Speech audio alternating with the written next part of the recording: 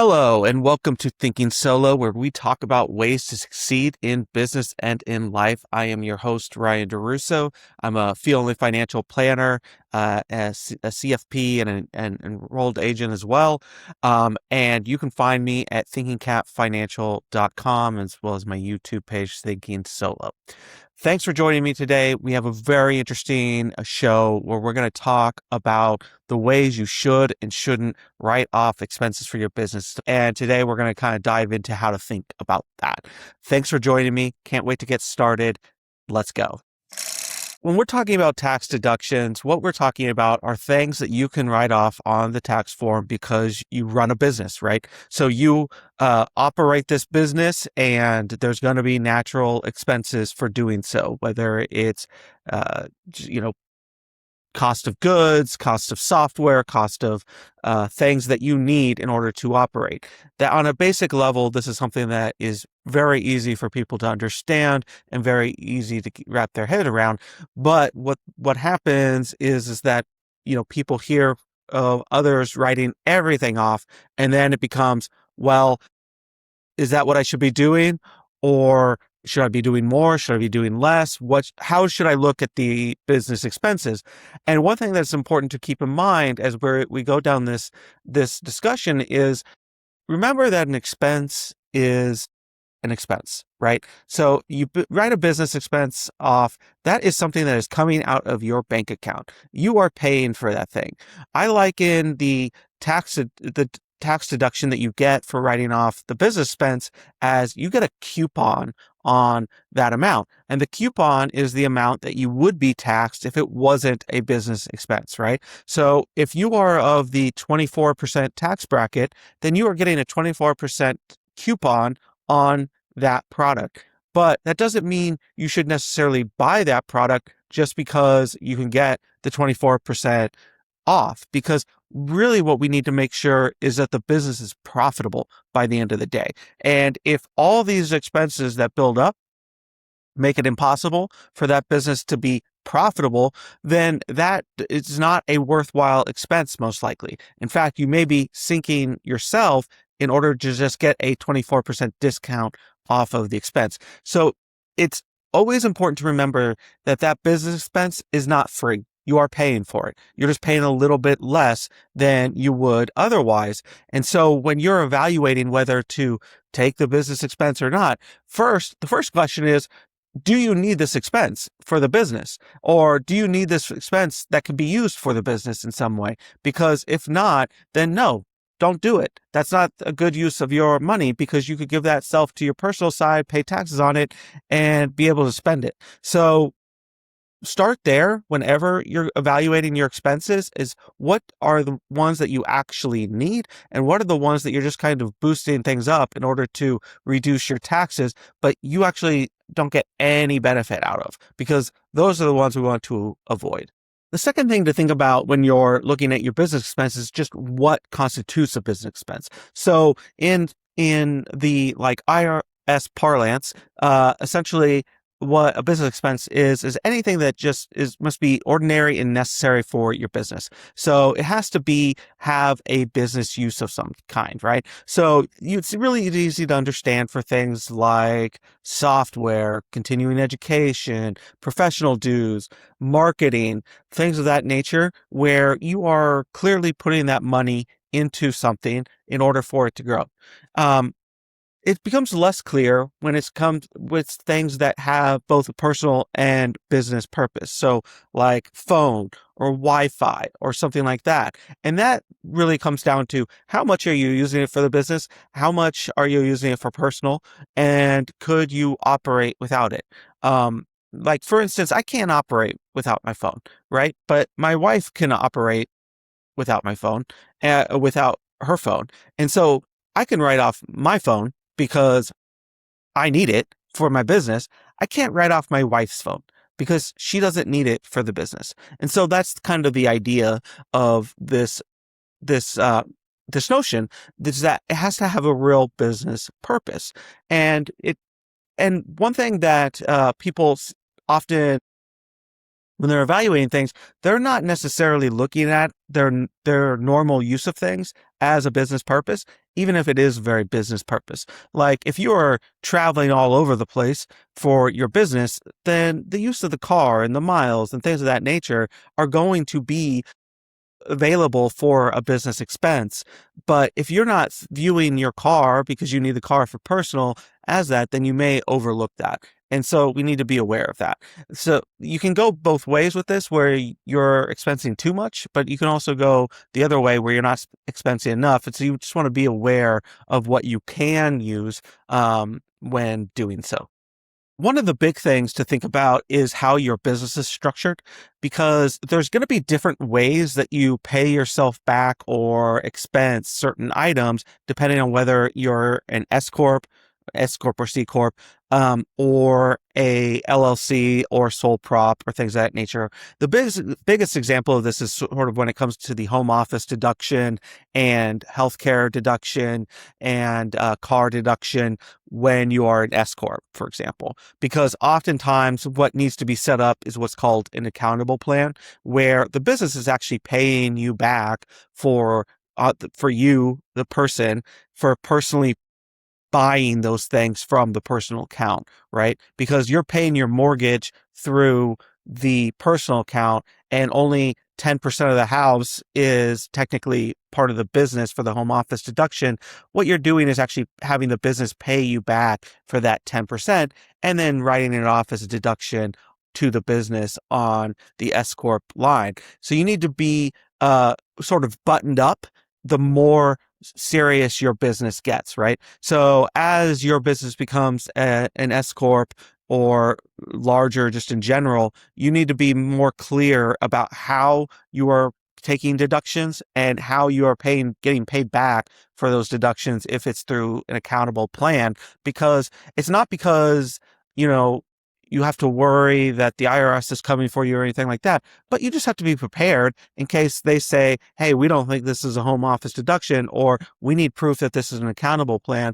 And those typically, that could arise if there's ever pushback for another part of your tax picture, right? So if they are questioning one part of your tax picture and they find that this is also going on, they might say, hey, where's your accountable plan? If you can't provide it, well, now you've wrapped up another part into the their search. And so you need to like be aware and buttoned up at all times, because as operating like a business, you need to show that you are operating like a business, therefore getting refunded like a business would refund for certain things. And I would say the one where I always see lackadaisical or didn't realize sort of books is when it comes to paying back for things like home office deductions, meals, vehicle expenses, things of that nature, because often that will be wrapped up into an accountable plan and the person had never heard of an accountable plan. So that's a big thing to think about, and also a way to really increase and boost the amount that you can write off as a business expense as your business really grows. Fourth thing to think about is something I kind of touched on earlier, and that is the fact that like the purpose of the business is to create profits. It's not to break even just so you don't have to pay anything in taxes. I would rather make $1 million and pay 37% of taxes on that $1 million than make $0 and pay zero in taxes, because I'd rather have the 600,000 plus that I have earned after taxes, right? As opposed to $0 after taxes. And sure, if I'm able to take, a bunch of deductions and use business expenses to reduce the amount that I'm paying in taxes because they are very necessary expenses, I'm all for it. That's great.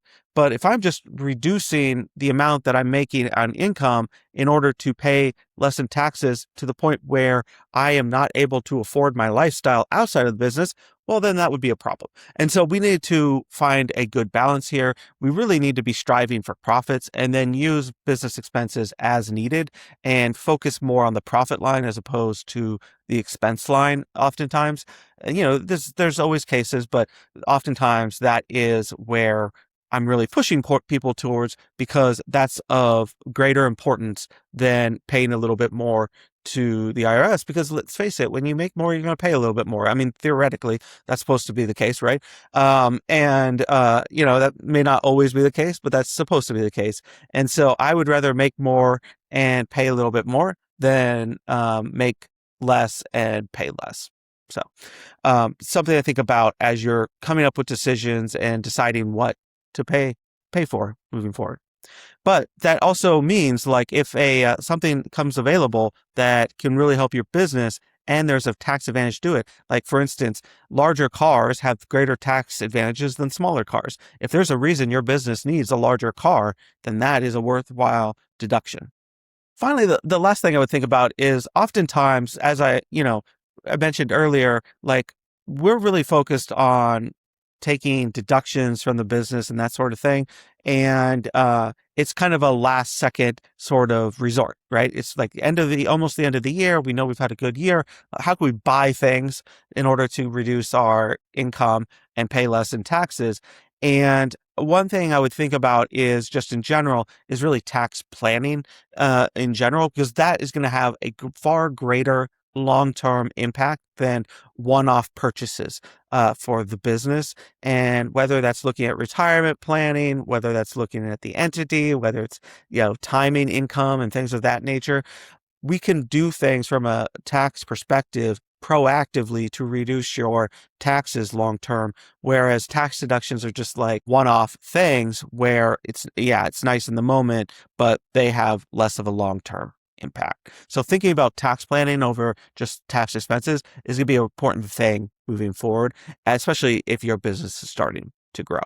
And that's really it for the deductions today. I hope you understand that, like, what we're really talking about are necessary business decisions and business expenses, and looking beyond deductions to greater ways to save on taxes long term. But in the meantime, if you're going to use those deductions, how to view them, what to use, that sort of thing. And so I hope that helps. And hopefully that kind of changes the frame of mind as the summer ends and fall and winter come, and we're starting to think about how we can reduce our income for tax purposes at the end of the year.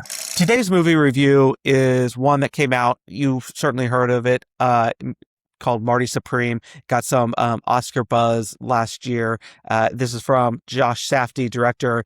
It came out again last year, 2025, and it stars Timothée Chalamet, Gwyneth Paltrow, and many others. In fact, one of the great things about this movie that I love is just the random people that show up as small characters. I'm not going to give anything away, but it's honestly one of the more joys that I got out of the movie was from that perspective, more than necessarily even the plot or the pacing of the movie, because the pacing really is intense, and sometimes people can be turned off by that pacing. Safdie and his brother, when they were working together, are really known for that. Like Uncut Gems is like that. But it can take people, it can almost be like an anxiety attack in the middle of it. The characters that pop up are just really fantastic.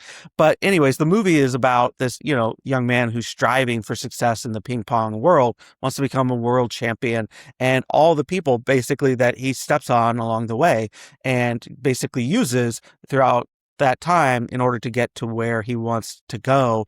And I'm not going to give anything away, obviously, but spoiler free. But by the end, you really have to question his choices, and you get a sense that he's questioning his choices as well. And it's hard not to kind of put the entrepreneurial hat on for that, literally, because oftentimes when we are working within our business, we are doing anything we can to help us overcome the business, help us really build this thing into something that's much bigger than ourselves, really should be quote unquote successful, whatever that means. And we can step on anyone in our way in order to get there. And yet it's really, what is it about? It's about being able to afford our lifestyle, being able to provide for our family and things of that nature. And it can get lost in the pursuit of the daily grind of trying to grow something. That's the reason we're doing these things. And striving for that is good. Becoming obsessed with it, maybe not so good. And Marty Supreme really touches on that balance between success and obsession and why we're doing this. So it's a really good look at that, even if it's a little bit of a heart attack on screen at times. That's the show for today. Again, you can find me at YouTube at Thinking Solo. I'm on LinkedIn under my name, and then you can always find me at thinkingcapfinancial.com, that is. And be sure to subscribe. I'll speak to you next time. And in the meantime, keep grinding.